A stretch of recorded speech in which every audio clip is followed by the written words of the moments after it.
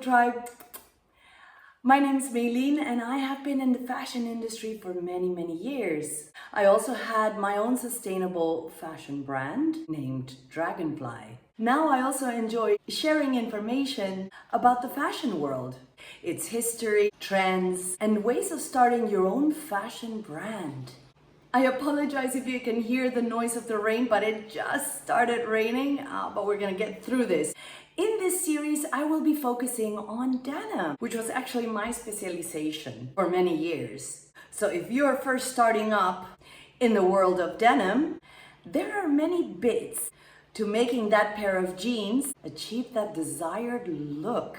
I will be dividing this topic into several parts, from traditional or most common washes and explaining them, to actual processes that can be applied to give it a particular look.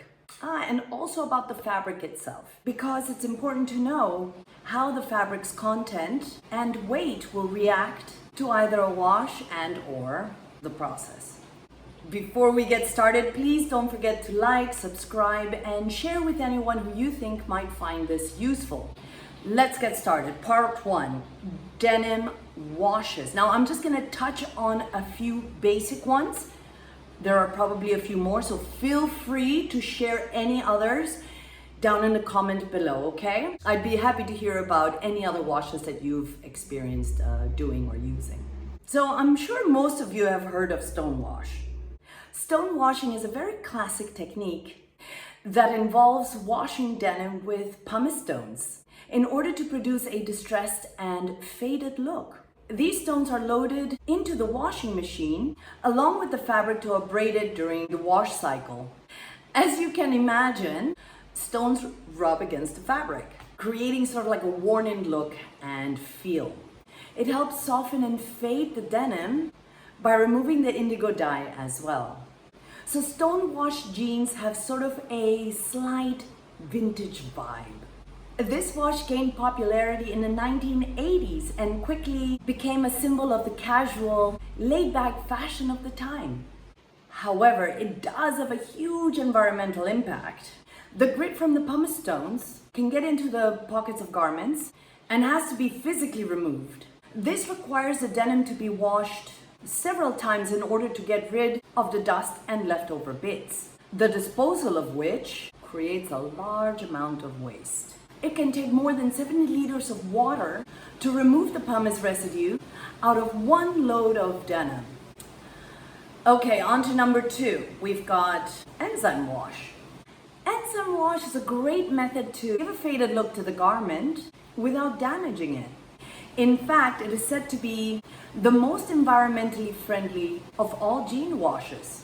As the enzymes are biodegradable, it is gentler to the fabric, creating a comfortable lived-in feel, and it also requires less time. So the enzyme is a protein obtained from bacteria and fungi. Now the way it works is it targets and breaks down the cellulose in cotton fibers, sort of loosening the indigo dye and softening the fabric from within. So this process results in a uniform, controlled fade, preferred by brands that are looking for consistency.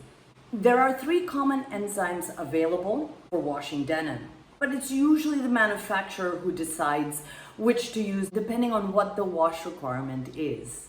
So the 3 classifications are neutral, acid, and hybrid. Acid cellulose gives the fastest results out of the 3, but it does affect the strength and the indigo color of the jeans and is also more likely to backstain. Now, backstaining is when the indigo dye breaks down in the denim but bleeds into other yarns during processing, such as pocket linings and weft threads. The neutral cellulose, on the other hand, has a less adverse effect on the strength of the fabric. Also, it gives a better salt and pepper look, and the fabric is prone to less backstaining.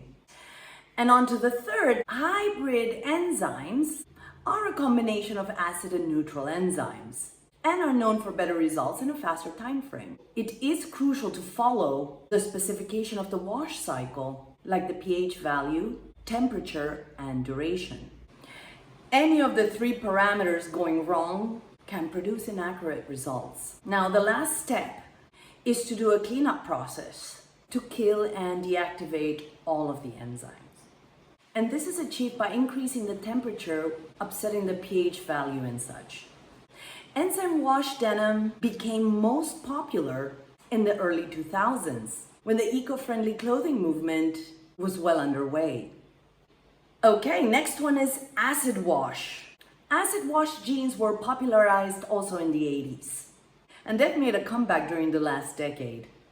Acid wash denim looks like denim that has suffered acid discoloration. Acid is used to distress and discolor these jeans, and it is typically added to a washing machine without any water. This is why some brands label acid wash as, in fact, dry wash jeans. Stones can be used in the manufacturing process of it to help shorten the manufacturing process and to soften denim faster. So what is used in this wash, you may ask? Well, basically, chlorine or other chemicals are used to create this sort of molten marble effect. The result is a bold, edgy look that's perfect for making a statement.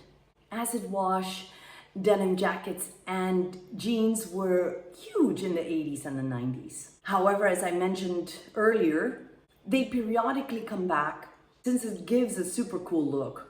But of course it depends on the trends. But for some brands, it is still a staple look because, as you can imagine, it is often associated with the rock and punk scene.